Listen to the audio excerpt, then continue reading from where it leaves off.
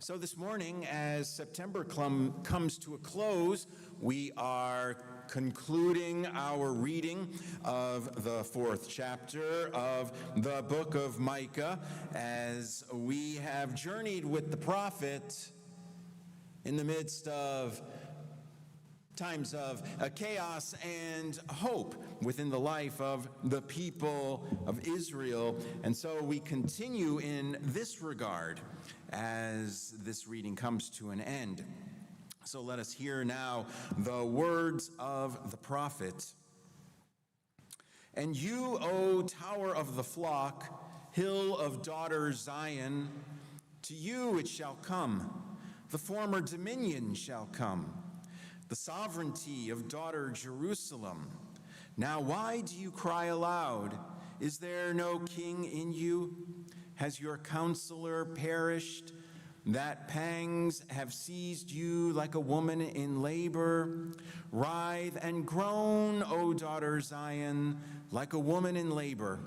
For now you shall go forth from the city and camp in the open country, and you shall go to Babylon, and there you shall be rescued. There the Lord will redeem you from the hands of your enemies. I'm sure you all know the saying, absence makes the heart grow fonder. We know that there is something particularly poignant, particularly wrenching, if you will, that occurs within the human heart when we are separated from one whom we love. Perhaps you are in a relationship and your boyfriend or girlfriend, your partner, your spouse needs to travel, perhaps needs to be away for an extended period of time. And in that time of absence, you feel that pain of separation. But it's a very funny thing that occurs within the human heart, because the pain of separation is somehow mysteriously interwoven with the yearning and the longing for the presence of that other person. Now, parents can feel this all the time, particularly if you have kids who are going off to college, and suddenly your youngsters are grown up and they are no longer living at home, and you feel that absence, and you look forward to when you may visit or when they may visit. Certainly that occurs when your children grow up and they move away to perhaps another city, another state, as they begin their adult lives, their careers. And of course, we know that when a loved one passes away, we feel the ache, that pain of separation, and that yearning to be reunited. It's really, as I've said, it really is a very strange and mysterious dynamic within the human heart. How separation can lead to a yearning, and absence can actually lead to an intensified love. Many people, many poets, for example, have suggested in their work that the yearning for the loved one, the experience of love during separation, can sometimes even be greater. And this is what is so counterintuitive, but often it is said that the experience of yearning can be more sublime, greater than the experience of being together. How that is very, very mysterious, but I think that we do know that there is something profound about absence. There is something profound about the movement of the heart in longing, in yearning, in reaching out across time and space to seek out the one who is no longer in our midst.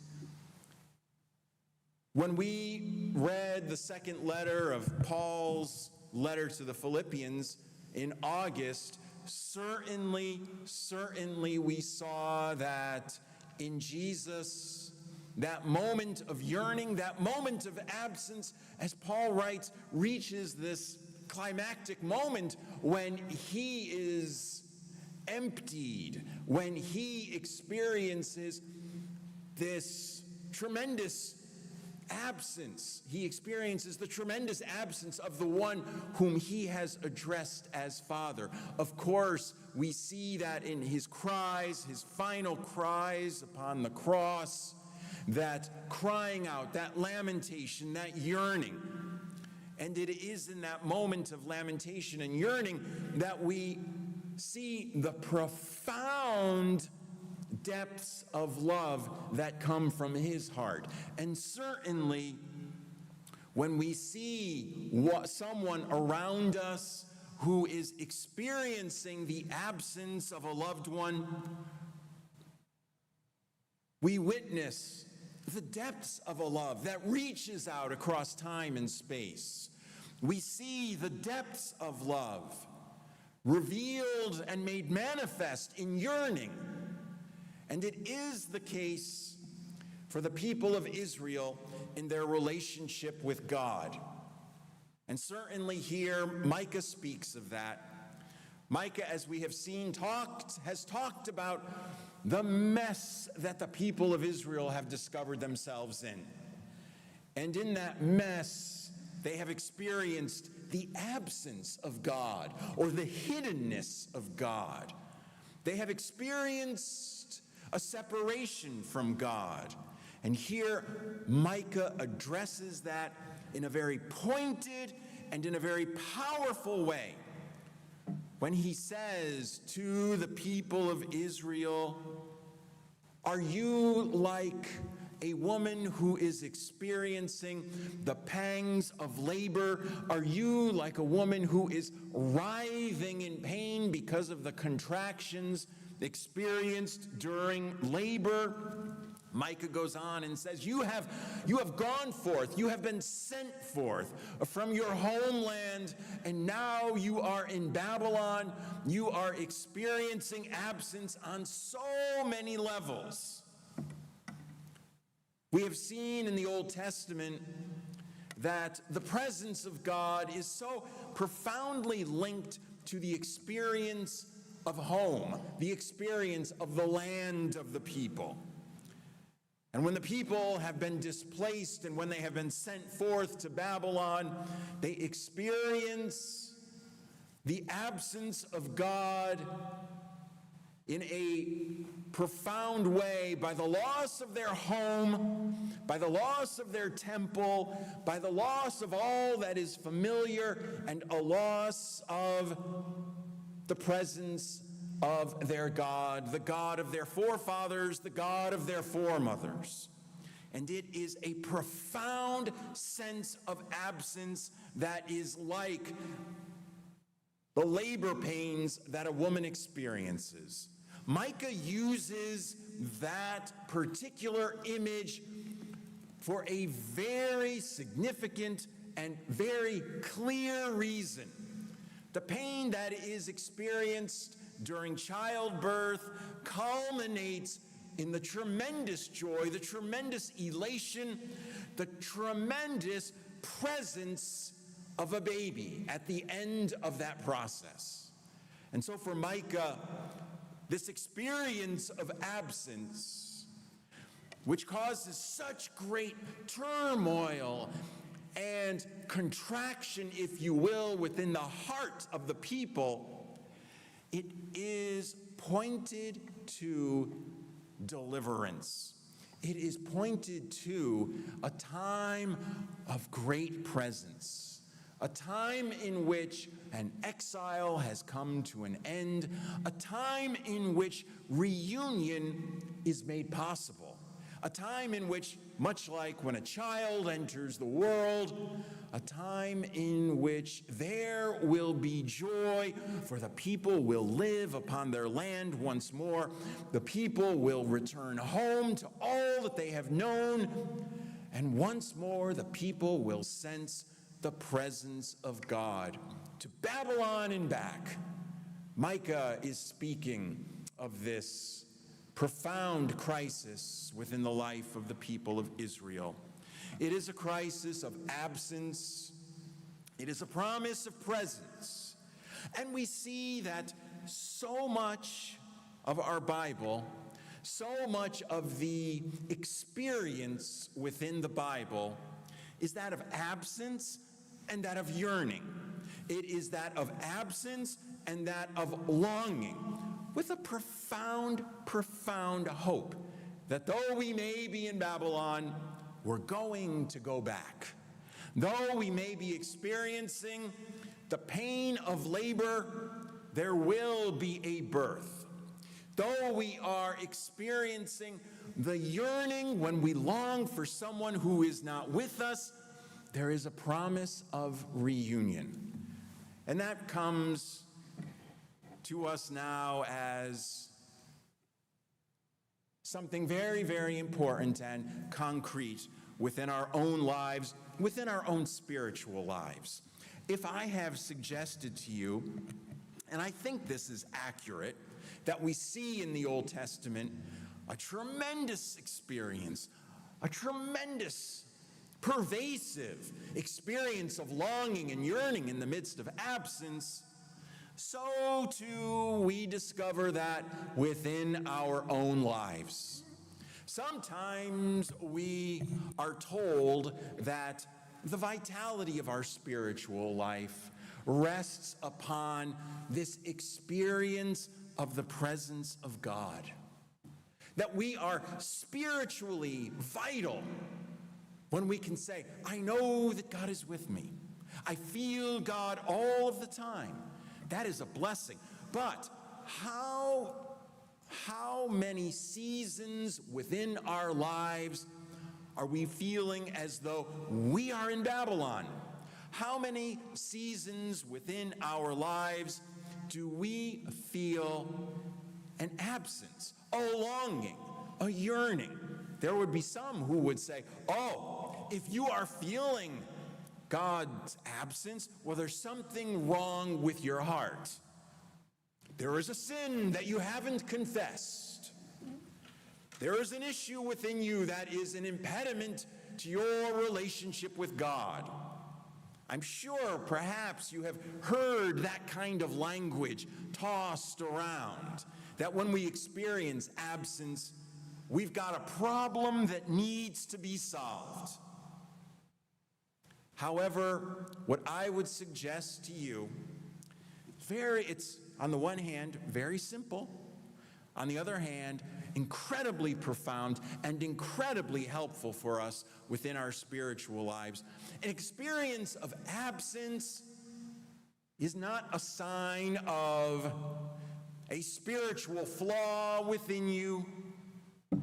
A sense of absence within your heart simply reveals that you are in a time of yearning, that you are in a time of longing. Is it mom and dad's fault when their child goes off to college and they're feeling that yearning for their child? Is there a problem with them because they dropped their son or daughter off at school and now they go home and they see their bedroom at the house and it's empty? Is there a problem with them? No. It is a season of absence and it is a season of longing. Is it a problem when you move? When you move from your hometown and you go to a new place and you feel that yearning. You feel like you're a stranger in a new place, but you've gone there perhaps for school, perhaps for your career, for a host of reasons. Is there something wrong with you if you are feeling a certain yearning for your hometown? No, not at all. Seasons of absence come to us within our spiritual lives, just as seasons of absence come to us within the totality of our experience as men and women upon this earth. The one thing that I do believe is that we can begin to find hope we can begin to find a new way, perhaps, to consider these seasons of absence when we think about the language that Micah uses. Micah describes, again, the people of Israel like a woman in labor. They are feeling pain. They are feeling a yearning. They are feeling a tremendous conflict as their bodies are going through so much. If we can direct our thinking to that image when we are in the midst of a season of absence, then maybe that will transform our understanding of those difficult times in human life. Absence within the scriptures is characterized by a yearning and a longing for presence, a reunion. Just as the period of labor is a movement, a yearning toward that moment of delivery in which the baby is placed in the mom's arms. That can be a way for us to consider our lives. And I think that if you were to talk to many, many people, if we were to poll many, many people, they would say to you, I have experienced absence as much as I have experienced presence. I have experienced both seasons in my spiritual life. Did you know Mother Teresa? I'm sure you're all familiar with Mother Teresa. She devoted her life, her ministry to the care of the impoverished. People used to assume that Mother Teresa must always be living in the presence of God. For her to have that kind of sustained ministry in difficult circumstances, people assumed this woman, she must have known that God was at her side every day throughout her ministry. After she passed away, journals were published. And here was the remarkable thing.